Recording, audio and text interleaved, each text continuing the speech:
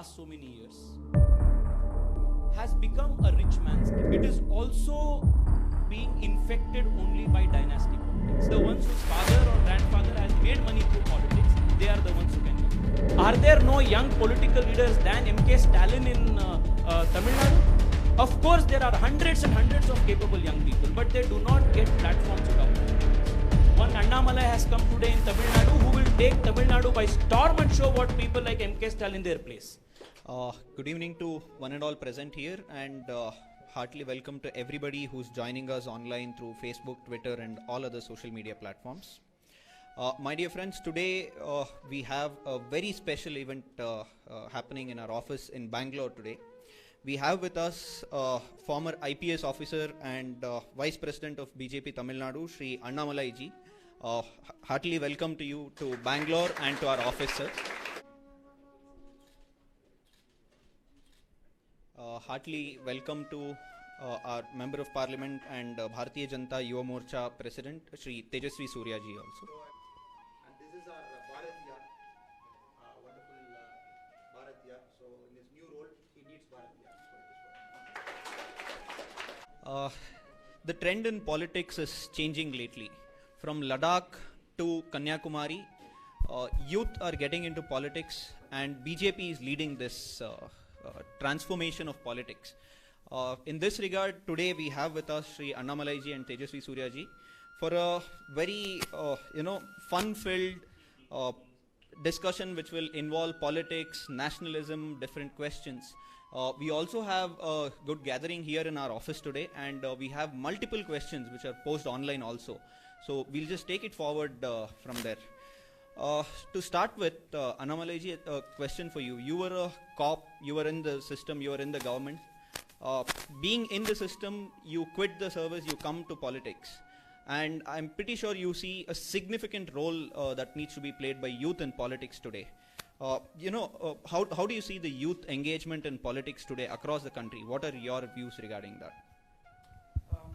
It's a very simple data that we have. The median age of the Indian population is very low, probably about upwards of 32, 33, 34. And Tejasvi Surya ji, our MP himself, is a very prime example. When leaders of that age come and connect with the bulk of the voters are below 40. So you represent their aspirations directly without any hindrance. So that is the first positive thing I see. When you compare with other political parties, BJP as a party, it is one step ahead of how the country is changing. It is always one step ahead. It finds youth of great potential, gives them positions, accelerates them, and make sure that other youths, they revolve around them. That's how the party has grown, right from 1950 till now in its different avatars. And I believe India itself is becoming an aspirational country. It's becoming an aspirational country. No more people wanted to take things lying down. Everybody is aspirational. And when youth represent that aspirational class, come and sits in positions of power. I see your youth Adhyakshar here. I see all the youth people here. I see all people not connected to politics, but still 20, 30 of them sitting in this MP's office, which is a role model office, I believe. There is a group of youth sitting there running projects on behalf of the MP. Another group of youths doing internship here. This is unlike in the MP office. This is more like a corporate office. But here, only because they got connected to a youth, and maybe they're not associated with the political party, but they're still getting the things done. That's a larger canvas in which I see things, youth and politics in India. Right. That's a very interesting answer on how youth, when they come into politics, other young people in the country will connect. Tejasvi, this is a question to you also. Being in mainstream politics and electoral politics, youth getting into politics is a very good thing. We all agree. But there is a very significant question which is posed online also by multiple people. Getting into politics in their 20s, early 30s is a very challenging thing for people who come from middle class or lower class of the society. People who come from the rich class, they don't have to worry about anything else. They can do social work, they can be on the field, get into politics. But for a guy who's in a middle class family or a lower middle class family or a poor background, it's always a question for him on whether to come into politics and work here or earn the bread for house. How do you see that a youth who's from a middle class or a lower middle class family in today's scenario getting into politics in his late 20s or early 30s? What is your take on this? Sumukh, you've pointed a very important question. There's no easy answer to this. Politics, unfortunately, in the last so many years, has become a rich man's game. And because it's become a rich man's game, it is also being infected only by dynasty politics. And this is a vice versa cycle. Politics is rich, politics is expensive, and you have to spend money. Which is why only those people who can spend that kind of money can get into politics. And who are those young people who can spend that kind of money? Those kind of people who inherit that kind of money. And who are the people who can inherit that kind of money? The ones whose father or grandfather has made money through politics. They are the ones who can come into politics. This is the sad state of affairs in India's politics today. So forget contesting elections. A person coming from a middle class family, I wouldn't even go to the lower middle class or poor background people. Even coming from families where parents are in service jobs, people are in monthly salaried jobs, their children cannot even dream of becoming MLAs, MPs. My story is an exception. But we need more of these exceptions to become the norm.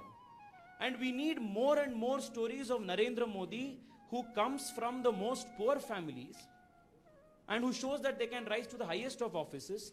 That should become the norm. And today I do not see any other political party other than the Bharatiya Janata Party effectively pushing for reforms, whether it is electoral reforms, whether it is intra-party democracy, whether it is encouraging young people in politics. No other party is encouraging these things. So what happens is, the ones who are Karyakartas will remain Karyakartas all their life. The ones who are children of political leaders, they become leaders overnight. Because you have baap ka paisa to invest in politics. So until and unless we break this chain and encourage young people to take up mainstream electoral politics, and that is not an easy job, we need electoral reforms which will make elections less expensive and more affordable to people. Unless those systemic changes happen, this will not go a long way. This is not just in politics. I was talking to a friend of mine who is working in the movie industry, an aspiring actor. The same thing happens even in Bollywood, happens in other media industries.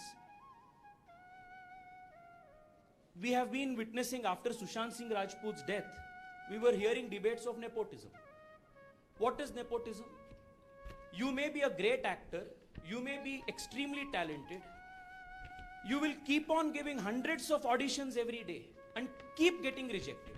Whereas another person whose father is an actor, he will say, hey, you can take my daughter or take my son in your movie, cast him in your movie.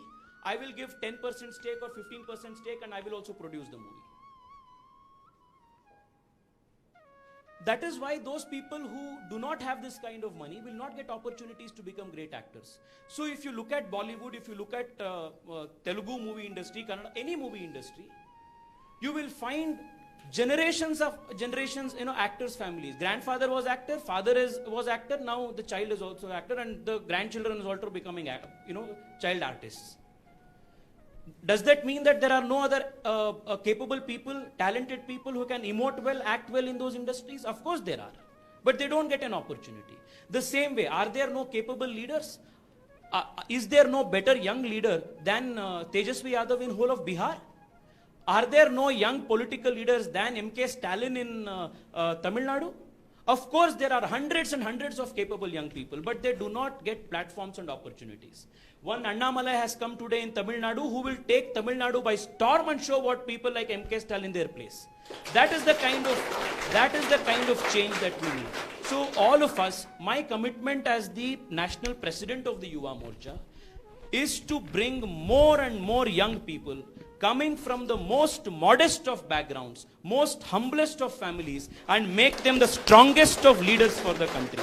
And together as young people, as educated audience, educated young people of the country, we must push for electoral reforms that our Prime Minister is speaking about.